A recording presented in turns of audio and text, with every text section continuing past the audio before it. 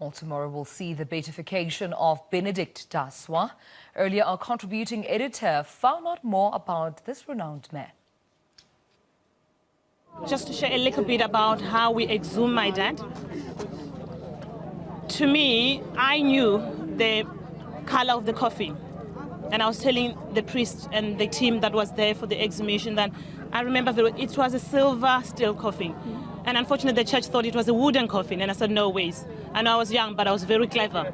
And I said, no, wooden, steel coffin, silver.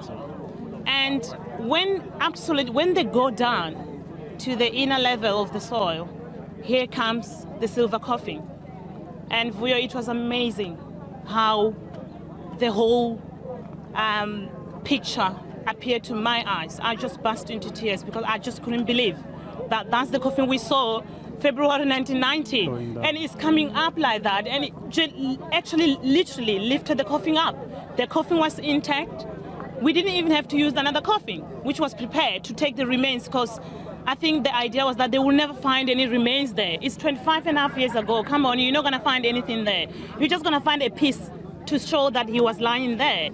And a miracle, like his name, Chimangazo. Chimangazo means actually a miracle. And it dates back from when he was born. He was a firstborn son, and his father married my grandmother late. And people never thought that a firstborn son would be born in the family. And it was joy when he was born. And he was called Chimangazo because of that. And what I see every day about my dad, I just see miracles happening. I mean, for him to be lying in that coffin with the remains fully intact, he was wrapped with a blanket, Vuyo, because he was brutally injured, remember. We couldn't even view the body. He was absolutely, you couldn't recognize his face. And the blanket that they wrapped him with, it was intact. It was just literally intact, and it was just amazing. It was something anyone cannot ever dream of witnessing such. And to me, it just goes to say that he never died. Take us through what went through your mind as you were seeing that, coffin coming up with your own eyes. It was a very emotional experience for me because I don't know my dad, and but at the back of my mind is that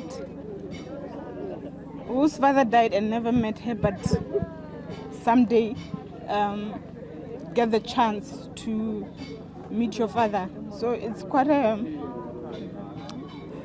unbelievable experience for me, because you'll think you'll never meet your father, but I think with my father it is just miracles and miracles happening, because I'm sorry, I'm a bit emotional.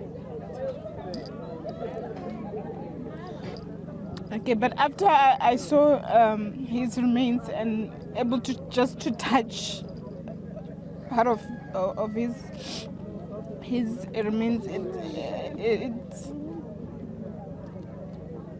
just brings a lot of emotions. And in your international news, well, at least 100